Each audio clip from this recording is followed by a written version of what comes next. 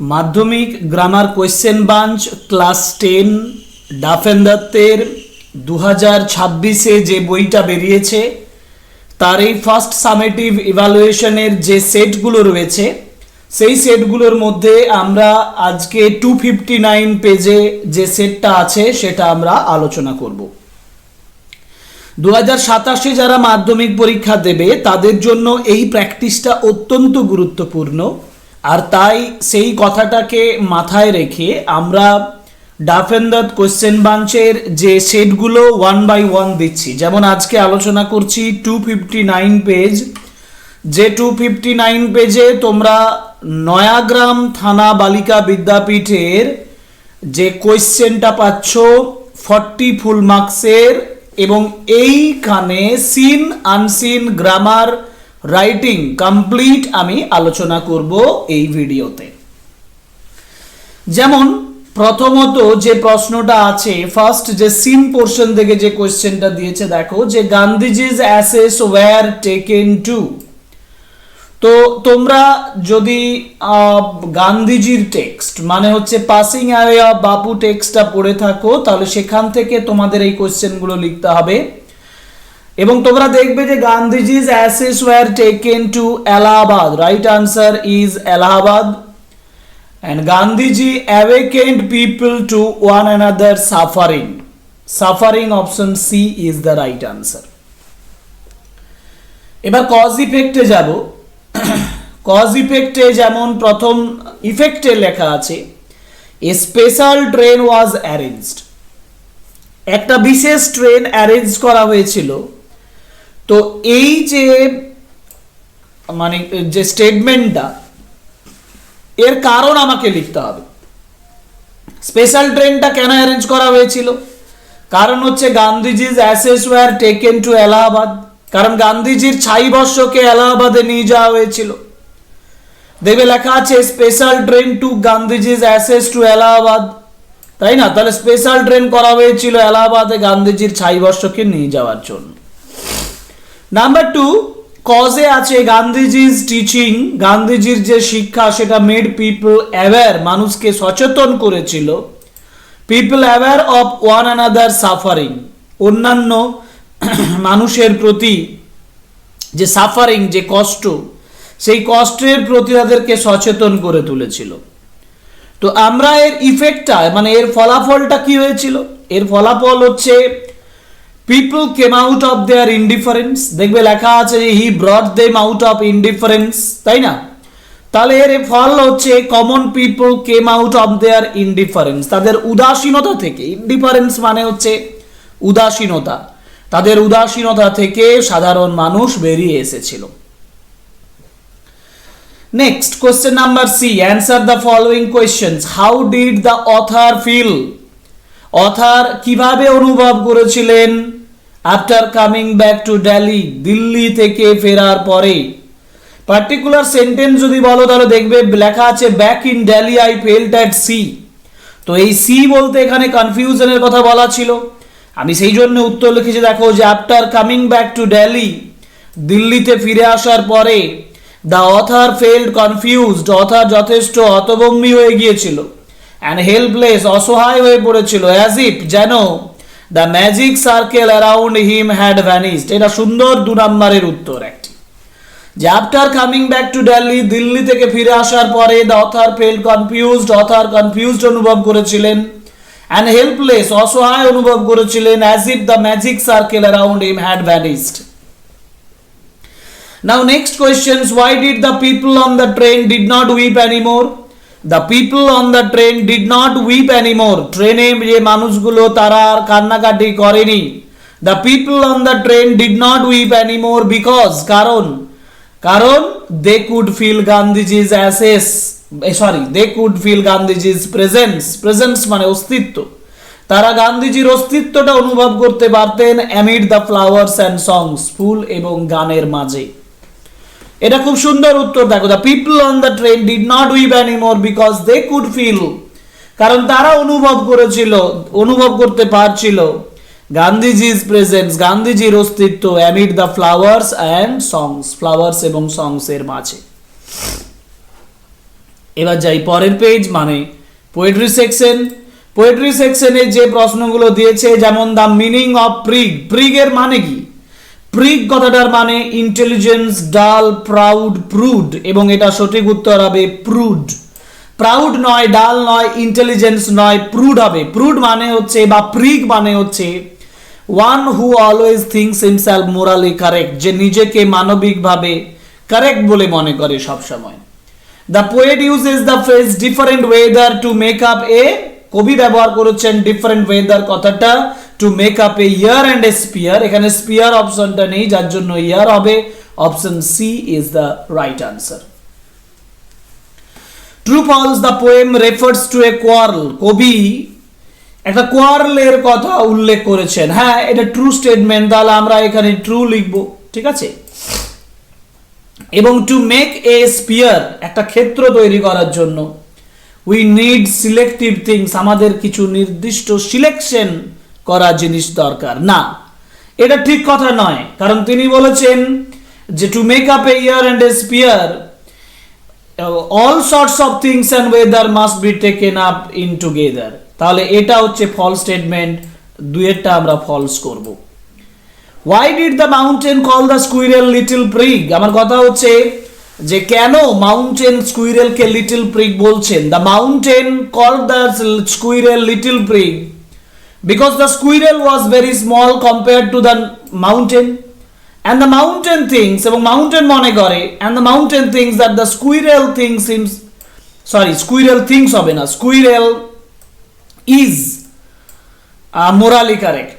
এখানে থিংস না করে এখানে তোমরা করবে squirrel is morally is himself morally correct।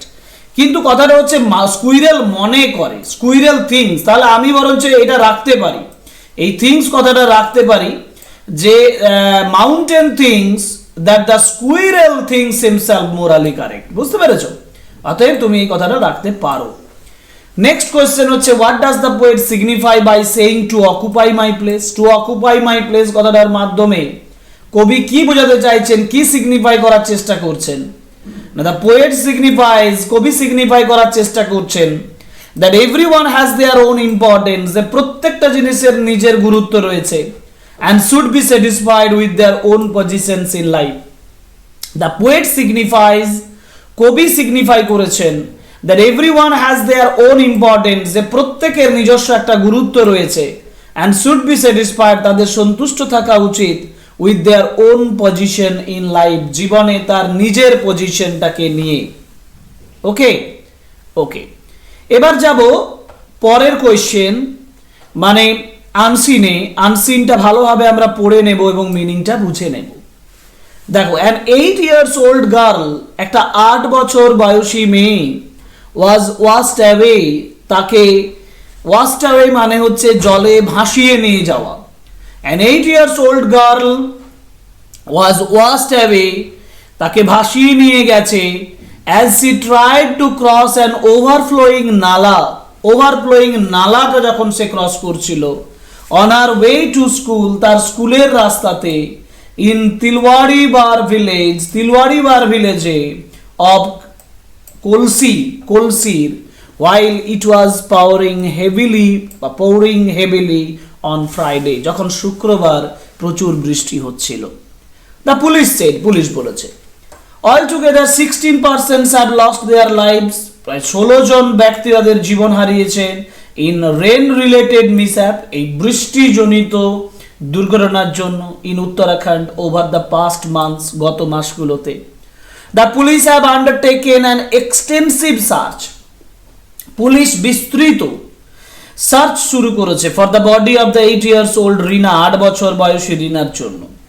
heavy rain across Uttarakhand, উত্তরাখণ্ডের বৃষ্টি, প্রচুর বৃষ্টি has resulted in landslides ঘটেছে in the higher regions, উচ্চ এলাকায়, affecting the চারধাম যাত্রা and water logging, চারধাম যাত্রা এবং ওয়াটার লগিংটাকে প্রভাব ফেলছে in low lying areas, নিচু জায়গাগুলোতে, due to the lack of adequate drainage systems, lack of adequate মানে যথেষ্ট ড্রেনেজ সিস্টেমের অভাবে, particularly in দেরাদুন, বিশেষ করে দেরাদুনে, হরিদ্বার and উধম সিং নগর। এই জায়গাগুলোর কথা বলা হয়েছে। এবার এই প্রশ্নের উত্তর দিয়ে লিখে দিচ্ছি। দেখো প্রশ্নে আমি কি লিখবো, যেমন ট্রু ফলসে বলেছে the school going girl was washed away while crossing an overflowing নালা। হ্যাঁ, এটা ট্রু স্টেটমেন্ট, সাপোর্টিং স্টেটমেন্ট। এই যে প্রথমেই দেখো লেখা আছে যে সেন্টেন্সটা, সেটাই। An 8 years old girl was washed away as she tried to cross an overflowing nala on her way to school. Question number 2, the people have undertaken an extensive search for the body of the 8 years old Rina. এটাও একটা true statement হবে, কিন্তু people have undertaken an extensive search for the body of the 8 years old Rina. এখন the police have undertaken an extensive search for the body of the 8-year-old Rina. এটা তো true statement, তাই না? এটা তাহলে false হবে না, এটা ট্রু স্টেটমেন্ট, এটাও ট্রু স্টেটমেন্ট, তাহলে আমি এটা ট্রু করব। যেহেতু সেন্টেন্সটাতে বলেছে, দেখবে যে 8 years old girl Rina, এই যে search, extensive search, police have undertaken an extensive search for the body of the 8 years old Rina। ঠিক আছে, তাহলে এটাও ট্রু স্টেটমেন্ট। এবার complete the sentences, sentence complete করতে বলেছে। ঠিক আছে, the school was situated in, এটা উত্তর কি হবে? দ্য স্কুল ওয়াজ কোথায় অবস্থিত? স্কুলটা অবস্থিত in Tilwari Bar village of Kalsi. ঠিক আছে, দেখো এখানে লেখা আছে যে to school in Tilwari Bar village of Kalsi, এইটা লিখে দেবে তোমরা, in Tilwari Bar village of Kalsi. না অল টুগেদার নেক্সট কোয়েশ্চেন্স হচ্ছে যে all together 16 persons have lost their lives, altogether 16 persons have lost their lives in, altogether 16 persons have lost their lives in rain related mishap in Uttarakhand, in rain related mishaps in Uttarakhand। ঠিক আছে, okay. Next question, what were the reasons behind the incident? প্রশ্ন হচ্ছে যে what were the reasons, কোনগুলো ছিল কারণ, behind the incident, এই ইনসিডেন্টের পিছনে। না, the incident happened, ইনসিডেন্টটা ঘটেছিল due to heavy rainfall, প্রচুর বৃষ্টিপাতের জন্য, which caused the nala to overflow। অর্থাৎ what were the reasons behind the incident? এক কথা, the incident happened due to the heavy rainfall which caused the nala to overflow। এবার next question হচ্ছে when was Rina washed away? One day Rina was washed away on Friday when she tried, এর সঙ্গে যুক্ত করবে when she tried to cross an overflowing nala। Rina was washed away on Friday when she tried to cross an overflowing nala on her way to school। ঠিক আছে, ওকে। গ্রামারে চলে যাই। One day, দেখো অ্যাপ্রোপ্রিয়েট আর্টিকেল এবং prepositions করতে বলেছে। One day the poet was begging from door to door, এই যে begging at the king's door, কিন্তু সেরকম তো নেই এখানে, তাই না? সেরকম নেই, আছে কি ফ্রম, এখানে লিখবে ফ্রম, তাহলে এটা একটা সেন্টেন্সটা কেটে দিই, আগে লিখবে বেগিং, এখানে লিখবে from door to door. Okay, suddenly he saw a golden chariot with the king of courtiers in it বা on it, in it চ্যারিয়েটের ভেতরেও রাখতে পারো বা এখানে on it করতে পারো, in এর জায়গায় on এই করো, সব থেকে ভালো হবে। আবার বলছি, one day the poet was begging from door to door, suddenly he saw a golden chariot with the king of courtiers on it, চ্যারিয়েটের উপরে যেহেতু বসে আছে on it বলবে। এবার আছে English is spoken all over the world. দেখো এখানে voice change করতে বলেছে, তো ভয়েস চেঞ্জ যেটা হবে সেটা হচ্ছে যে English is spoken all over the world. এখানে পিপল কথা মানে এখানে মূলত সাবজেক্ট দেওয়া নেই, প্যাসিভে আছে ইংলিশ ইজ স্পোকেন মানে people speak English, people speak English all over the world, এটাই হচ্ছে ভয়েস চেঞ্জ। এবার only you can save me negative করতে বলেছে, এই অনলি যদি থাকে ব্যক্তির ক্ষেত্রে নান বাট বসে, নান বাট নোবডি বাট করেছি অথবা নো ওয়ান বাট বা নান বাট, তাহলে none but you can save me তাহলেই নেগেটিভ হয়ে যাবে। Now the police said to the gang of boys, police said to the gang of boys, leave the place at once. যখন police gang of boys কে বলবে তখন order দেবে, the police order the boys মানে order the gang of boys, তাহলে the police order the gang of boys to leave the place, to দেবে তারপরে leave the place at once. The police order the gang of boys to leave the place at once, এটা উত্তর হবে। ওকে ওকে, আমরা এরপরে meaning গুলোতে যাবো। দেখো মিনিং বলেছে সাফিসিয়েন্ট, দুটো মিনিং আমাকে বার করতে হবে, একটা হচ্ছে সাফিসিয়েন্ট, সাফিসিয়েন্ট মানে যথেষ্ট, আর কমেন্সড মানে শুরু হয়ে যাওয়া। তো এরা সঠিক উত্তর হবে সাফিসিয়েন্ট হচ্ছে অ্যাডেকুয়েট আর কমেন্সড হচ্ছে আন্ডারটেকেন। আন্ডারটেকেন মানে গৃহীত হওয়া, এটা কমেন্টস আমরা করতে পারি, কিন্তু যদি এখানে আন্ডারটেকেন মানে কমেন্টসে আমরা বিজ্ঞান কথাটা পেতাম তাহলে বিজ্ঞানও করা যেত। কমেন্টস মানে হচ্ছে শুরু করা, ইনিশিয়েটেড মানে শুরু করা, বিজ্ঞান মানে শুরু করা, আন্ডারটেকেন মানে কোনো কাজ গ্রহণ করা মানে শুরু করা। এই হচ্ছে আমাদের গ্রামার অ্যান্ড ভোকাবুলারি পর্যন্ত।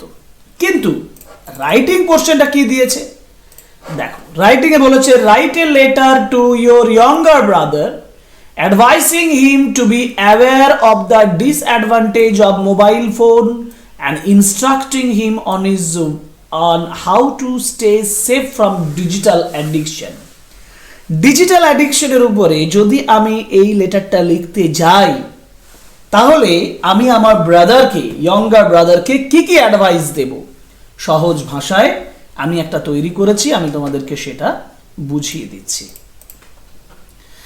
দেখো প্রথমে তুমি লিখবে, যেমন অ্যাড্রেস ট্যাড্রেস হয় সেগুলো আমি লিখছি না, প্রত্যেকটার অ্যাড্রেস হবে, এখানে তোমার অ্যাড্রেস হবে, তারপরে লেটারটা লেখার পরে নিচে বাঁ দিকে এখানে তোমার ওই ব্রাদারের অ্যাড্রেস দেবে, কারণ তার কাছে চিঠিটা যেতে হবে। তারপরে তুমি লিখবে ডিয়ার ব্রাদার, এবার লিখবে I hope you are well, আশা করি তুমি ভালো আছো। I am writing this letter, আমি এই চিঠিটা লিখছি, টু অ্যাডভাইস ইউ, তোমাকে উপদেশ দেওয়ার জন্য, about the disadvantages of excessive use of mobile phones. Disadvantage মানে হচ্ছে অসুবিধা বা খারাপ প্রভাব, অফ এক্সেসিভ ইউজ মানে যথেষ্ট ব্যবহার, প্রচুর ব্যবহার, of mobile phones, and how to stay safe from digital addiction, কিভাবে ডিজিটাল অ্যাডিকশন থেকে সুরক্ষিত থাকতে হয় সেই বিষয়। তারপরে লিখবে যে mobile phones are useful, mobile phone যথেষ্ট ব্যবহারযোগ্য মানে ব্যবহারিক, ইউজফুল সাহায্যকারী, but over use can harm your health, কিন্তু ওভার ইউজ অতিরিক্ত ব্যবহার তোমার স্বাস্থ্যের ক্ষতি করতে পারে। ইট কজেস আই স্ট্রেন, এটা তোমার চোখকে ক্লান্ত করে, চোখে কষ্ট দেয়। হেডেক, মাথা ব্যথা তৈরি করে। পোর স্লিপ, মানে কম ঘুম হয়। and lack of concentration in studies, স্টাডিজের মধ্যে কনসেন্ট্রেশন মনোযোগের অভাব ঘটায়। স্পেন্ডিং টু মাচ টাইম, অতিরিক্ত সময় কাটানো, on games and social media, games এবং সোশ্যাল মিডিয়াতে, অলসো রিডিউসেস, এটা আবার কমিয়ে দেয় ফিজিক্যাল অ্যাক্টিভিটি, ফিজিক্যাল অ্যাক্টিভিটিকে কমিয়ে দেয়, অ্যান্ড উইকেন্ডস, এবং দুর্বল করে দেয় রিয়েল লাইফ রিলেশনশিপ, সত্যিকারের যে সম্পর্কের জীবন সেটাকে দুর্বল করে দেয়। তারপর you should fix a time limit, তোমার একটা টাইম লিমিট ফিক্স করা উচিত, ফর ইউজিং ইউর মোবাইল, তোমার মোবাইলের ব্যবহারের বিষয়ে বা মোবাইলের ব্যবহারের ক্ষেত্রে। Avoid using it during study hours, পড়াশোনার সময় এটাকে ব্যবহার করা বন্ধ করবে, অ্যাভয়েড করবে, উপেক্ষা করবে। Before sleeping, and before sleeping, ঘুমানোর আগে। Spend more time reading books, বই পড়ার মধ্যে বেশি সময় কাটাও। প্লেইং আউটডোর গেমস, বাইরের গেমস খেলাতে বেশি সময় কাটাও। And talking with family members, family মেম্বারদের সঙ্গে কথা বলাতে। অলওয়েজ রিমেম্বার, সর্বদাই মনে রাখো, that self control is the best way to stay safe from digital addiction. Self control, আত্মনিয়ন্ত্রণ, ইজ দ্য বেস্ট ওয়ে, সব থেকে ভালো পথ, টু স্টে সেফ, সুরক্ষিত থাকার জন্য, from digital addiction, digital addiction থেকে। তারপরে লিখবে যে টেক কেয়ার, যত্ন নিও, and follow my advice seriously, আমার অ্যাডভাইসটা সিরিয়াসলি ফলো করো। ইয়োর লাভিংলি, তোমার প্রিয়, তোমার ভালোবাসার। তারপরে দিয়ে লিখবে তোমার নাম এবং তুমি অ্যাড্রেসটা দেবে, অ্যাড্রেসটা দিয়ে তারপরে এটা শেষ করবে। তাহলে এই হচ্ছে কমপ্লিট, মানে যেটা আমরা 259 পেজ আমরা আলোচনা করলাম। 259 পেজের যে seen unseen grammar writing first summative ইভালুয়েশনের জন্য কমপ্লিট সলিউশন করলাম। আশা করি তোমাদের এই ক্লাসগুলো ভালো লাগছে। যদি ভালো লাগে তাহলে অতি অবশ্যই চ্যানেল সাবস্ক্রাইব করো, লাইক করো, কমেন্ট করো, শেয়ার করো আমাদের ভিডিও এবং আমাদের সঙ্গে থাকো। পরের সেট নিয়ে পরের ক্লাসে উপস্থিত হব। আজকের ক্লাস এখানেই শেষ করছি। Thank you very much. Good bye.